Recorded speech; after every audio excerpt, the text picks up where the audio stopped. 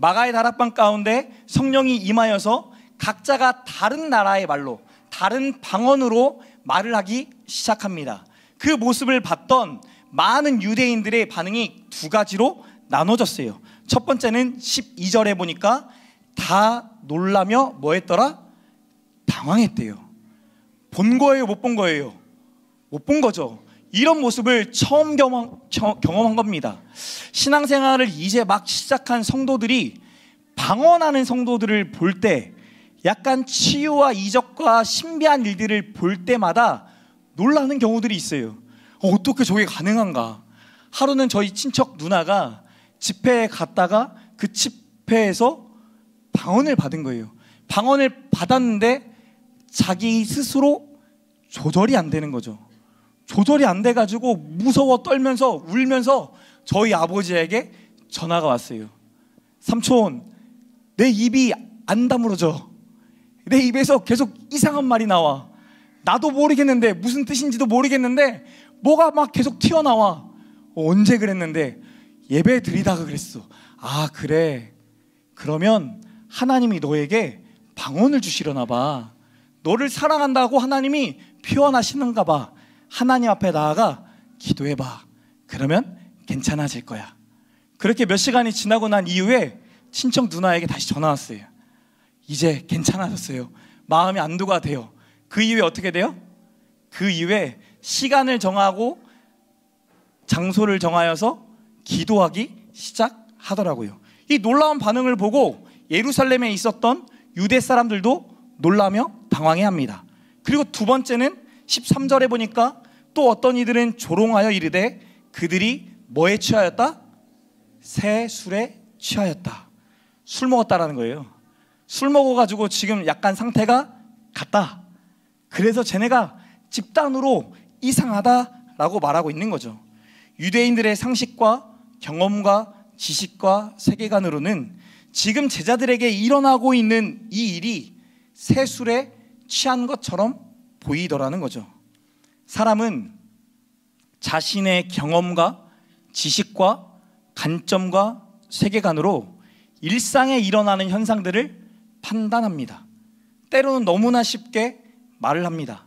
하나님의 큰 일을 보았지만, 들었지만 지금 그 현장에 있음에도 불구하고 다르게 해석하기도 하더라는 거예요.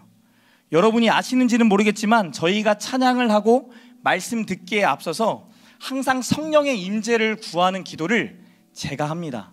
오늘 이 예배 가운데 성령 하나님이 찾아오셔서 우리 가운데 말씀하시고 우리 가운데 역사하셔서 진짜 하나님의 나라가 우리 가운데 임했다라는 것을 경험하게 해달라고, 성령님이 이 자리 가운데 찾아오시게 해달라고 기도를 해요. 말씀을 통해 하나님의 큰 일이 선포되는데 그 말씀이 성령의 임재를 통해 우리에게 일어나는 영적인 일들을 깨닫게 하기 때문이에요. 이 기도가 너무나 중요해요.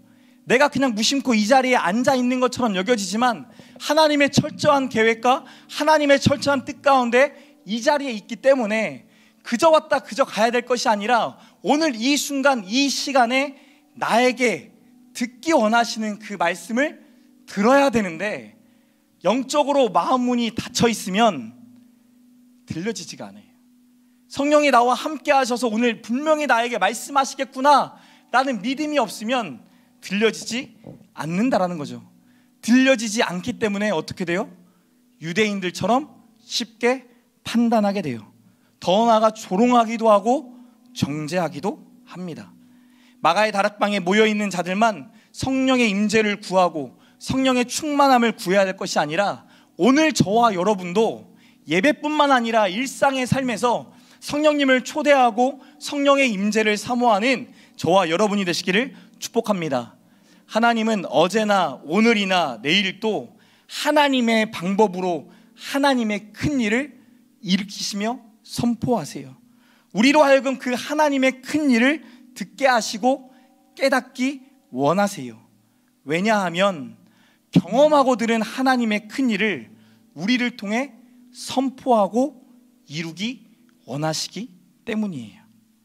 그렇다고 한다면 우리의 삶 가운데 일어나는 많은 일들 중에 이 일들이 성령의 일인가 아니면 육신의 일인가 어떻게 분별할 수 있을까요? 14절 이하에 보니까 베드로를 통해 하나님의 말씀이 선포됩니다. 우리 14절 말씀 같이 읽겠습니다. 시작.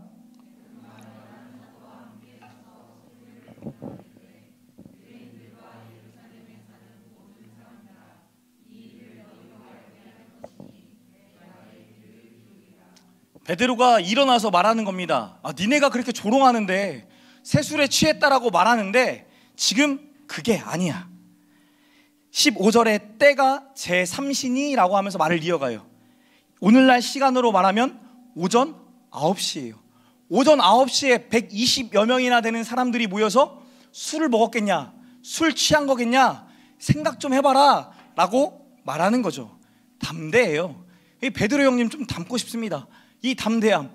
그들이 조롱할지라도 한두 명이 조롱한 게 아닐 거 아니에요. 120명의 사람들 앞에서 조롱할 정도면, 여러분 한번 생각해 보세요. 120대 1일 때 여러분 말하기가 쉬워요? 어려워요. 제가 볼 때는 120명 정도 되는 사람들이 모여 있는 거고, 그 일들을 보면서 120명의 사람들을 조롱하고 있는 거예요.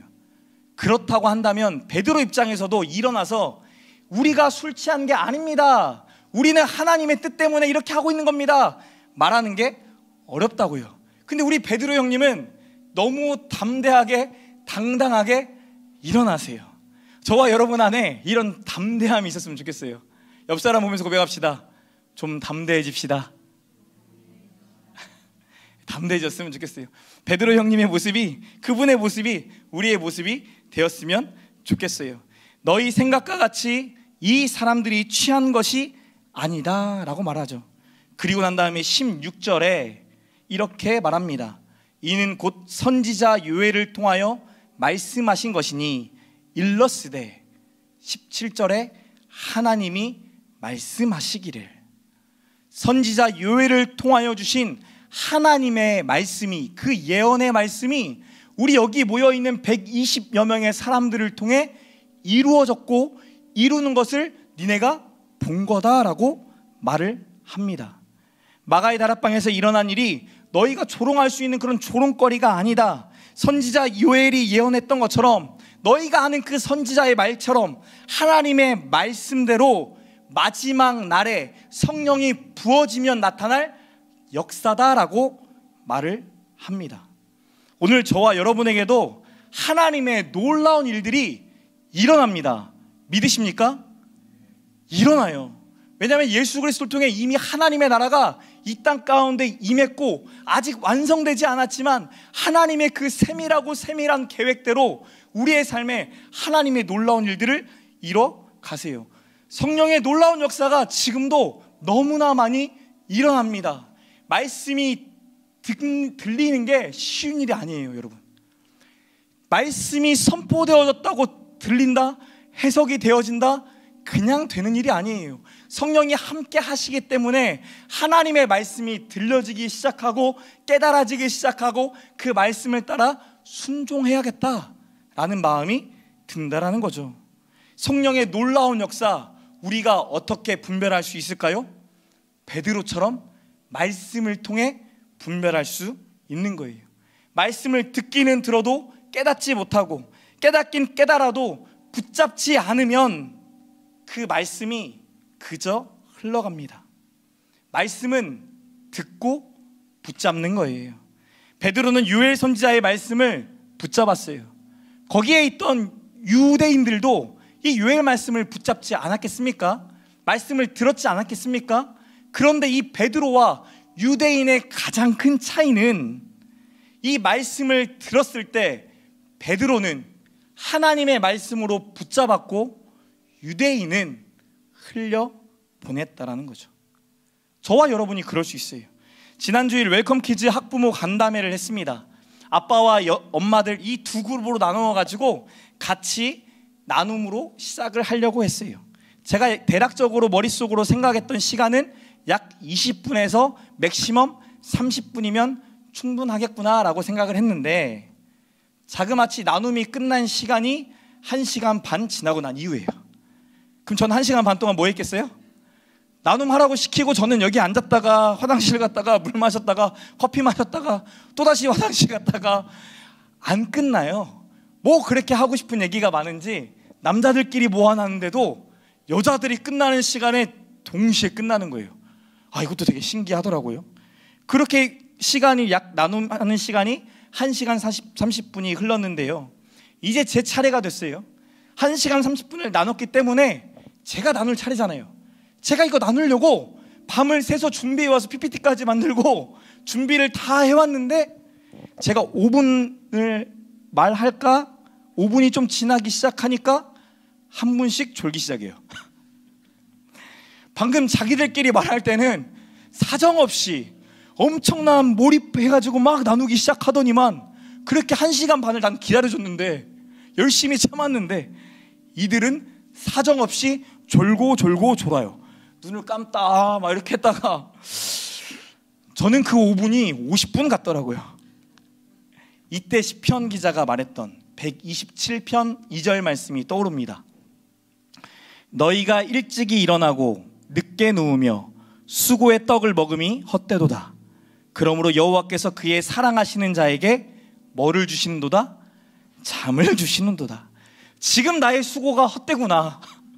아무리 말해봤자 잘 건데 졸 건데 굳이 말할 필요도 없고 이렇게 조는 걸 보니 하나님이 이들을 참 많이 사랑하시는구나. 집에 가서 자라고 해야지 라는 생각이 드는 거예요.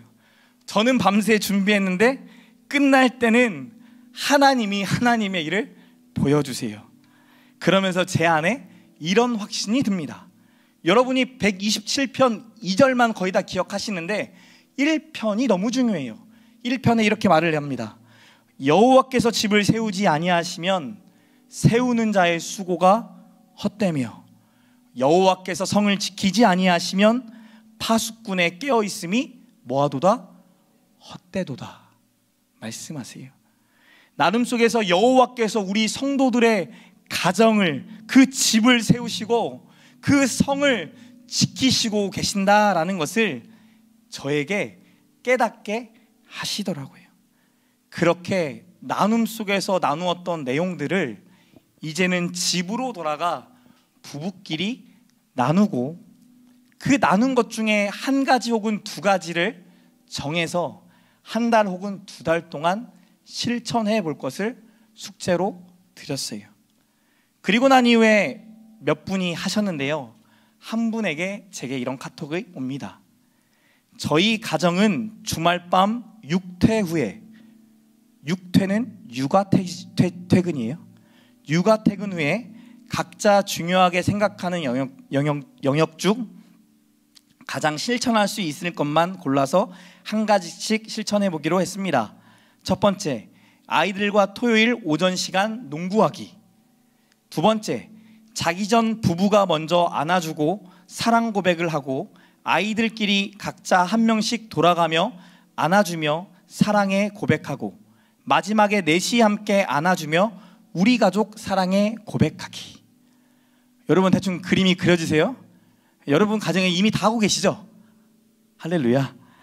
부끄럽지만 어쩌면 아이들을 양육하며 처음으로 진지하게 식탁에 앉아 얼굴 붉히지 않고 서로의 입장을 이해하고 아이들 양육을 오랫동안 이야기할 수 있어 너무 감사했답니다.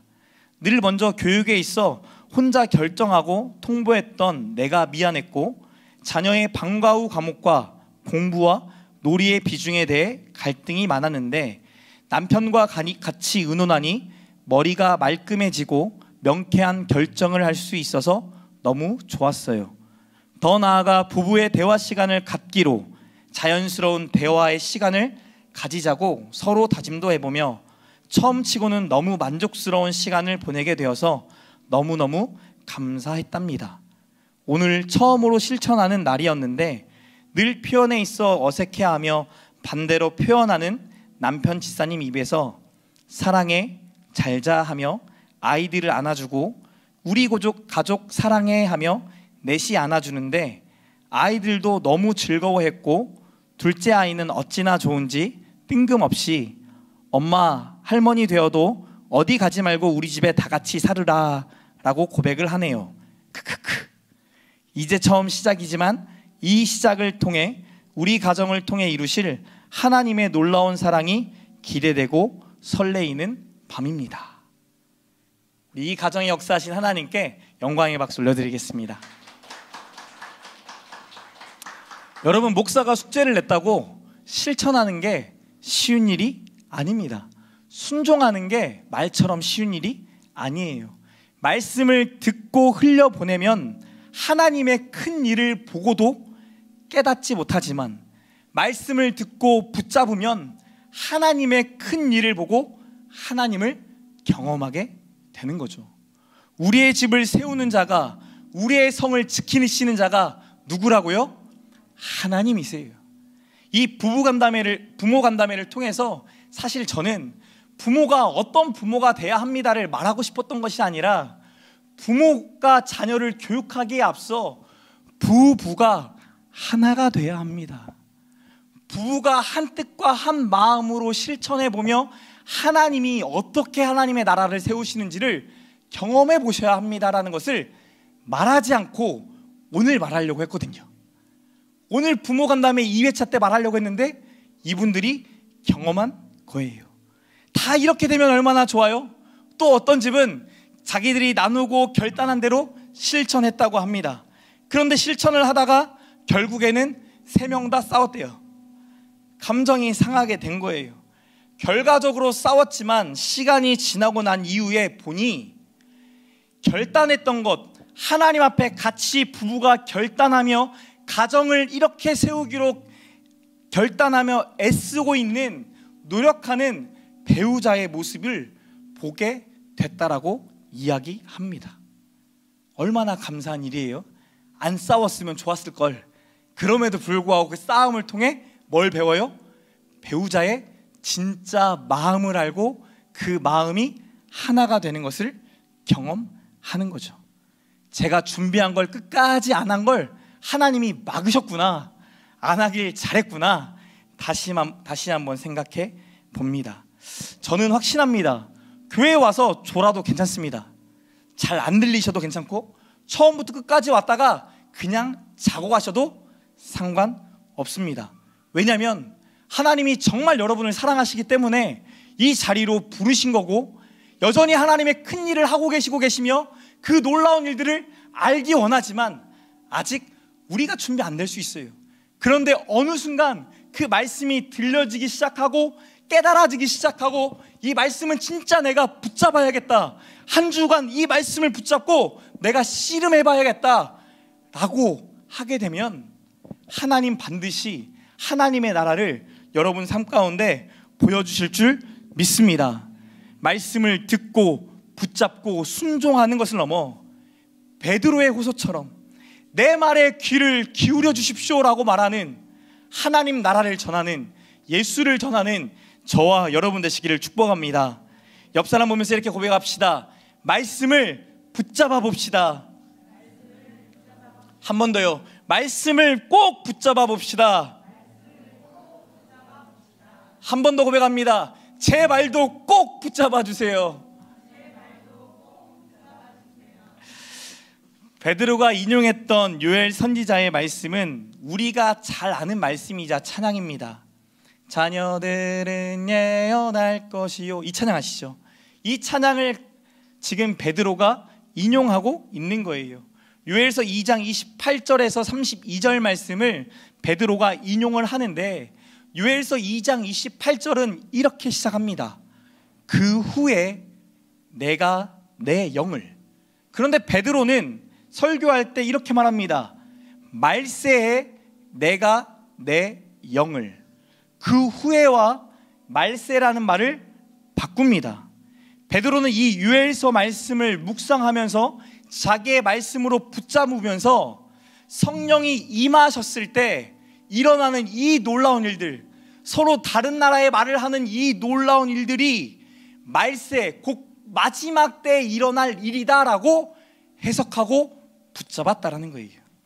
여러분, 말씀을 붙잡는 것도 좋지만 말씀을 해석하는 게 너무나 중요해요. 말씀을 잘못 해석해버리면 이게 이단이 되기도 하고 우리가 말도 안 되는 가정을 깨트리는 일이 일어나며 세상을 망가뜨리는 일이 일어납니다. 베드로는 이 말세의 때, 마지막 때 하나님의 영이 임하시면 남녀노소를 막론하고 모든 육체 곧 모든 사람에게 성령이 부어져서 놀라운 일들이 일어날 거다라고 말합니다. 17절 보세요. 내 영을 모든 육체에게 부어주리니 너희의 누구는 예언할 것이요, 자녀는 예언할 것이요, 너희의 누구는 환상을 보며, 젊은이들은, 너희의 누구는 꿈을 꾸죠, 늙은이들은 꿈을 꿉니다. 이어 18절에 그때 내가 내 영을 내 누구와 누구에게 부어주리니 남종과 여종에게 부어주리니 그들이 뭐 한대요? 예언한대요. 잘 들어보세요. 자녀와 늙은이와 젊은이와 남종과 여종에게 성령님이 임하셔서 하나님의 일을 깨닫게 되고 보게 되고 그 하나님의 일을 전하게 하신대요. 구약시대에는 일어날 수 없는 일입니다. 구약시대에는 누구에게만 일어나는 일이에요? 하나님이 선택했던 선지자, 제사장, 그 나라의 대표가 되는 왕에게 하나님이 환상을 보여주셨고 말씀을 주셨고 그 말씀을 백성들에게 전하게 하셨어요. 특별한 사람, 하나님이 선택한 그 누군가를 통해 전하게 하셨는데, 성령이 부어지는 새로운 시대에는 성별에 상관없이 계급을 초월하여 모든 육체, 모든 사람이 하나님의 뜻을 계시하는 일이 일어난다라고 말합니다. 여러분, 우리는 이렇게 남녀가 같이 모여있고 같이 밥을 먹고 같이 뭔가를 함께하죠. 그런데 유대교 문화에서는 안 그랬단 말이에요. 우리나라 문화도 얼마 전까지만 해도, 제가 어렸을 때 30년 전까지만 해도 남자들만 따로 밥상에 앉아서 밥을 먹었고, 밥을 먹고 나면 여자분들이 치우고 난 다음에 구석에 가서 밥을 먹었어요. 30년, 50년 사이에 우리나라도 확 바뀌었어요.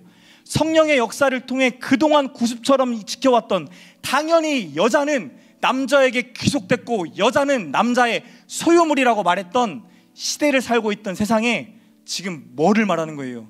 이 말세 때, 마지막 때 여자와 남자가, 종들이 하나님의 놀라운 일들을 선포할 거다, 초월적인 나라가 임한다라는 것을 보여주세요. 새로운 시대가 성령을 통해 도래됐다라는 것을 보여주죠. 그게 그 공동체를 보여주는 게 어디죠? 교회예요. 너무나 달라요. 옆에 한번 보세요. 진짜 달라요. 가정의 문화는 얼마나 다릅니까? 방금 제가 말한 것처럼 어느 집은 사위가 무조건 설거지해요? 안 하죠. 우리 집이랑 비슷한 집안이네. 어느 집은 사위 무조건 설거지 해야 되거든요. 설거지만 하는 게 아니라 음식까지 장만해야 돼요. 그 틀린 게 아니잖아요. 나쁜 게 아니잖아요. 가정의 문화가 다른데 다른 그들이 모여있고, 젊은이와 아이들과 어른들, 늙은이, 노년에 있는 분들이 모여있는 곳이 교회이죠. 각자 가지고 있는 직업도 너무 다릅니다. 너무 달라요. 너무나 달라갖고 이강렬 목사가 항상 뉴스 읽고 있어야 돼요. 어떤 사람을 어떻게 만날지 모르니까 세상의 뉴스들을 계속 읽어가면서 라포 형성하려고, 마음 맞으려고 저도 엄청 애쓰고 노력하고 있거든요. 교회가 그걸 보여줘요. 자녀들과 젊은이들과 늙은이들과 여자와 남자와 정말 다양한 사람들이 모여있는 공동체. 예루살렘에만 모여있었던 유대인들이 아니라 갈릴리에서 왔던 제자들, 이미 다른 리투아니아 등 다른 지역에 뻗쳐있던 이집트에 있었던 유대인들이 와서 모여있는 공동체가 예루살렘 공동체였거든요. 성령을 따라 하나님의 뜻을 깨닫고 그 하나님의 뜻을 전하는 자로 부르심 받은 것이 교회예요. 성령이 계시하시는 하나님의 뜻을 분별하고 깨닫고 전하는 자로 저와 여러분을 부르신 줄 믿으시기 바랍니다. 옆 사람 보면서 한 번 더 고백할게요. 우리 정말 다르네요. 그래서 감사합니다. 정말 달라서 감사한 거예요. 지사님, 성도님들. 다르기 때문에 이해가 안 되죠. 다르기 때문에 부딪히죠. 내가 미안하다고 말하는 것과 이 사람이 미안하다고 표현하는 게 다르잖아요. 나는 남편에게 나의 잘못들이 발견되어질 때, 실수한 것들을 느꼈을 때 나는 아내에게 미안하다고 말한다. 손. 남편에게 미안하다고 말한다. 이렇게 하고 다 고개를 까웃까웃 하세요. 그렇다고 한다면 나는 자녀들에게 나의 허물과 나의 죄됨과 나의 넘어짐과 나의 상처로 교육하고 양육한 것들을 발견했을 때 자녀에게 미안하다고 말해봤다. 역으로 부모님께 미안하다, 죄송하다 말해봤다. 너무나 다른데요, 다른 그들이 모여있는 게 교회이고 너무나 다른 그들이 하나 될 수 있는 게 가정이에요. 성령이 함께 하시면 말도 안 되는 변혁적인 일들이 일어난다라는 거죠. 성령이 계시하시는 하나님의 뜻은 뭘까요? 21절 말씀 함께 읽겠습니다. 21절 말씀 시작.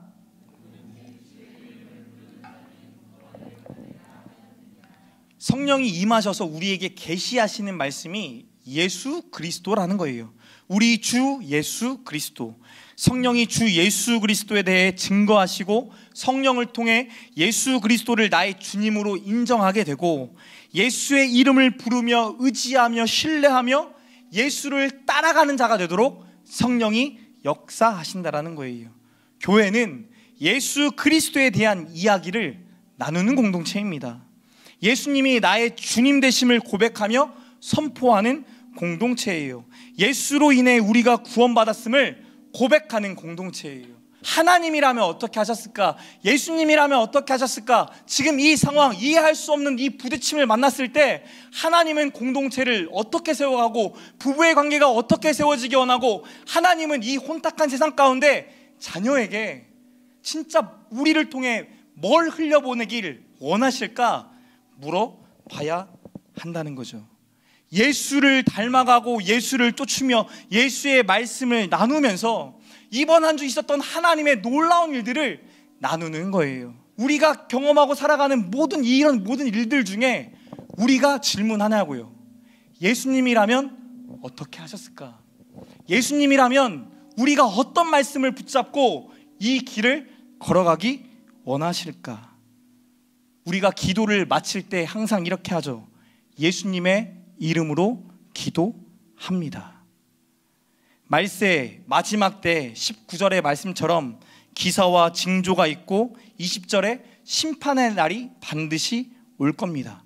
근데 그 기사가 나타날 때마다, 징조가 보일 때마다 아 진짜 이제 하나님 오시려나? 라는 생각이 들 때마다 우리는 두렵고 무섭고 떨며 끝나는 것이 아니라 예수님이 오시겠구나, 예수님을 바라봐야 된다라는 거예요. 우리가 살아가는 세상이 생각보다 소망이 없습니다. 뉴스를 보고 있으면 소망이 생겨나질 않아요.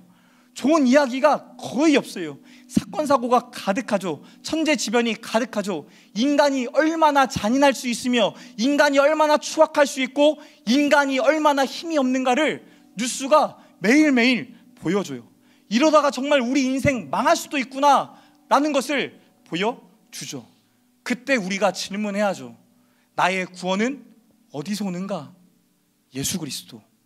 기사와 징조와 심판이 우리를 두렵게 할지라도 우리는 구원을 주시는 예수를 바라봐야 되는구나, 예수를 의지해야 되는구나, 예수의 이름으로 기도해야 되는구나.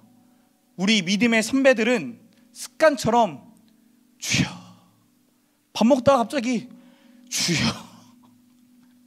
갑자기 앞에 차가 끼어들면 주여, 화가 나도 주여, 기뻐도 주여, 낙심돼도 주여, 슬퍼도 주여.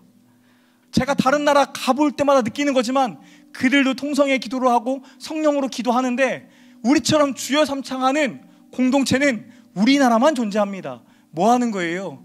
우리 믿음의 선배들은 아침을 깨고 밤을 잠에 들 때까지 주여 주여 주여, 내 삶의 중심이 예수 그리스도입니다라는 것을 고백하며 매 순간 예수님 앞에 지금 이 일은, 이 상황은, 이 감정은, 이 상황 속에서 뭘 해야 합니까? 묻고 있다라는 거죠. 주님을 생각하며 주님을 찾으며 주님과 동행하며 살았던 삶, 성령을 통해 그 놀라운 일이 일어난다 말씀합니다. 베드로가 오늘 저와 여러분에게 이렇게 말을 해요.